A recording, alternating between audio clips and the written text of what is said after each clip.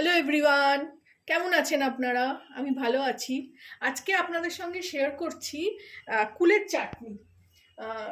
আমি এখন সোশ্যাল মিডিয়ায় দেখছি সবাই খুব কুলের আচার বানাচ্ছে, কিন্তু আমি না, আমার ঘরে আচার খাবার অত কেউ নেই বলে আমি একটু চাটনি বানাবো, আর সেটাই আপনাদের সঙ্গে শেয়ার করছি। প্রথমে একটু এরকম শুকনো লঙ্কা, একটু পাঁচফোড়ন, এটা আমি একটু শুকনো খোলায় ভেজে নেব, কারণ এটা একটু চাটনিতে ওপর থেকে মশলাটা ছড়িয়ে দিলে খেতে দারুণ লাগবে। ফুল এই সরস্বতী পুজোর পরেই এই টোপা ফুল, নারকোলের ফুল সব পাওয়া যায়। তো নারকোলের ফুলটাও তো খেতে খুব ভালোবাসি, ওটাও মেখে টেখে খাই কোনো সময়, আবার এমনিও খেয়ে নিই ফল হিসেবে।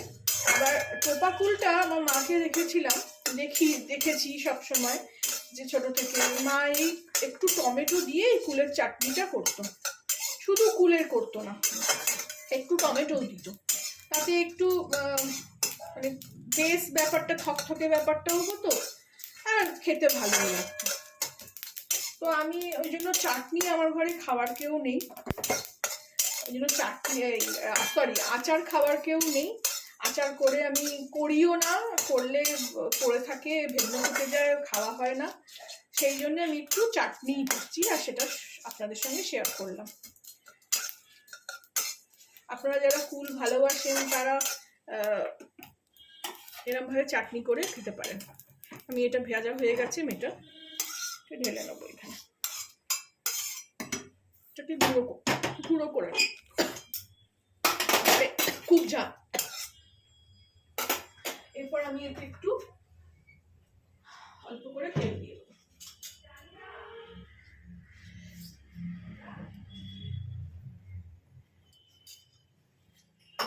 আর এতেও আমি একটুই পাঁচফোড়ন ছক লাগাবো, ফোড়নে দেবো,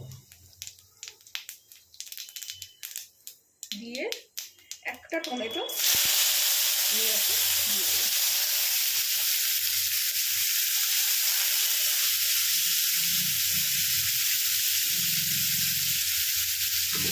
টমেটোর মধ্যেই আমি একটু অল্প করে একটু হলুদ, একটু কাশ্মীরি লঙ্কা, একটু রঙটা ভালো হয়, আর একটু নুন দিয়ে দেবো, টমেটোটা যাতে একদম গলে যায়। বাকি স্বাদ অনুসারে নুনটা আমি পরে দেবো।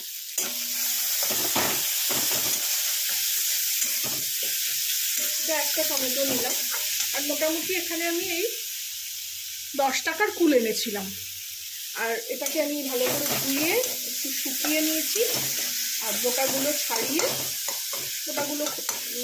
নিয়ে একটুখানি করে ফাটিয়ে নিয়েছি। আমার মা বলতো কুলেও নাকি পোকা হয়, ওই জন্য ফাটিয়ে নিয়ে দেখে নিত।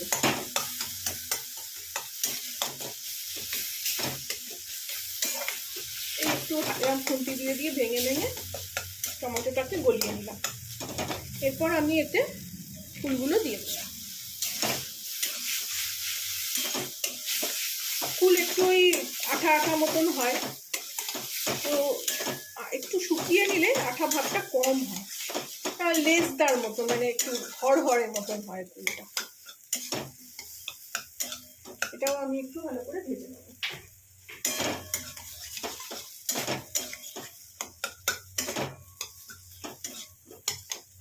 অনেকে কুলের চাটনি গুড় দিয়েও করে, আমি তো গুড় ফুড় অত কিনি না বলে চিনি দিয়েই করব। আপনাদের কাছে গুড় থাকলে আপনারা গুড় দিয়েও করতে পারেন। এই ভালো করে ভেজে নিলাম, নিয়ে এবারে এতে জল দেবো না, জল অল্প একটু দেওয়া যেতেও পারে, এই একটু মানে শুধু খুন্তি ধোয়া জলটা,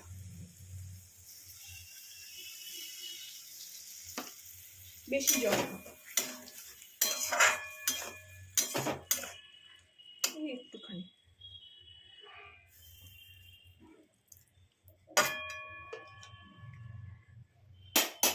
জোরে আঁচ দিলাম। এরপর আমি এতে চিনি দিয়ে দেবো।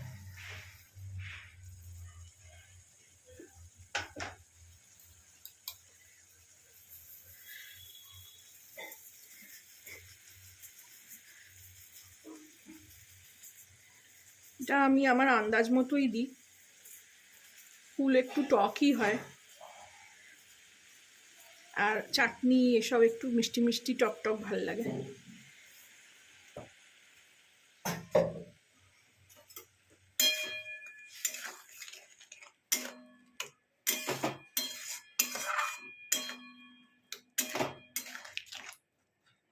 এবার এরকমভাবে একটু করে এটাকে কাটিয়ে দেবো ভেতর অবধি, তাহলে চিনিটা ঢুকবে, খেতেও ভালো লাগবে। একটুখানি জল ছিল, এটা দিয়ে দিলাম। এরপর আমি এতে স্বাদ অনুযায়ী একটু নুন দেবো। আমার ভিডিও দেখতে দেখতে অনেক রকম আওয়াজ পাবেন, কারণ আমি লাইভ করি, আমি ভয়েস বসাই না। আগে একটু নুন দিয়েছিলাম, এখন একটু দিলাম আরো স্বাদ মতো।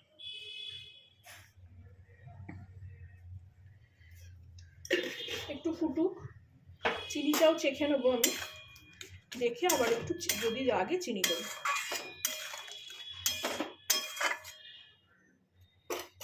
এদিকে আমি মশলাটাও এইভাবে গুঁড়ো করে নেবো, এর মধ্যে নিয়ে নিয়েছি, এটা গুঁড়ো করে নেবো।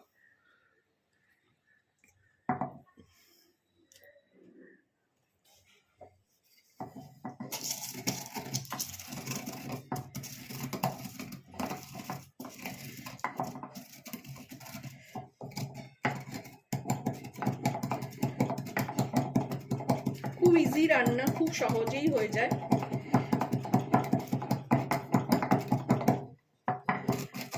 আর যেহেতু এই মশলাটা একটু শুকনো খোলায় ভেজে নিলাম, এই জন্য এতে খেতে করতে খুব সোজা হলো এই গুঁড়িয়ে নিতে। হ্যাঁ, একদম মিহি দরকার নেই, একটু মানে দানাদার থাকলেই ভালো লাগে। খুব সুন্দর গন্ধ ছাড়ছে।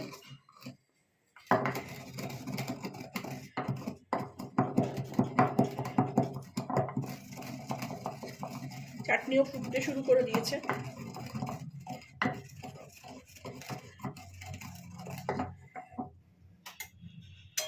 আমি একটু টেস্ট করে নেবো, তাহলে আর একটু চিনি লাগবে, যদি লাগে তাহলে দেবো। আমি সবসময় এরকম একটু করে আগুনকে দিয়ে নিই,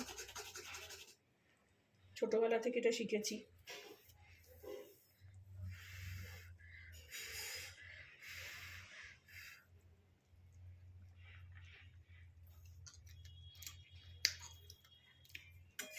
দারুণ হয়েছে।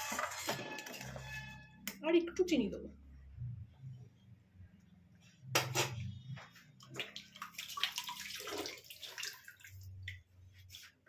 একটুখানি অল্প দেবো, আর একটু লাগবে, ব্যাস।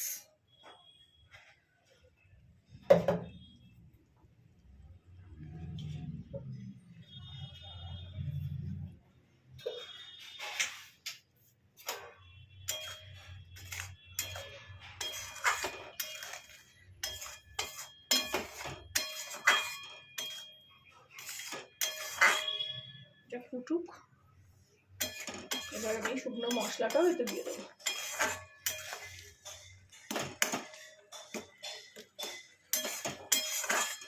আমার মা চাটনি খেতে খুব ভালোবাসতো, সব রকমের চাটনি এরম ভাবে করতো। এরপর আমি এতে গুঁড়িয়ে নিলাম শুকনো মশলাটা, ঢেলে দিব।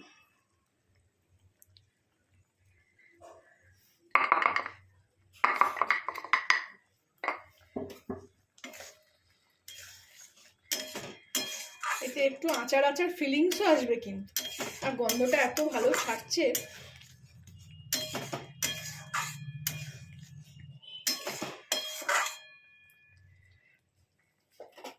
এটা ফুটুক,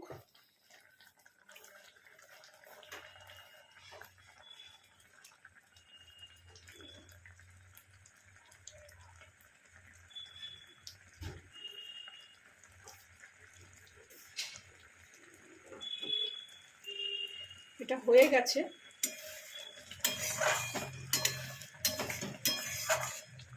এটাকে বন্ধ করে দেবো এবারে। দিয়ে এর মধ্যে আমি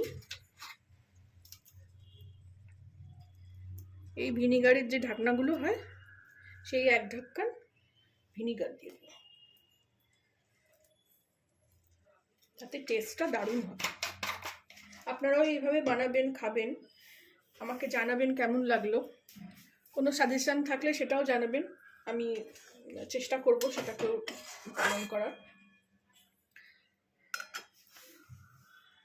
ভালো লাগলে আমার চ্যানেলটাকে একটা লাইক, শেয়ার অ্যান্ড সাবস্ক্রাইব করে দেবেন।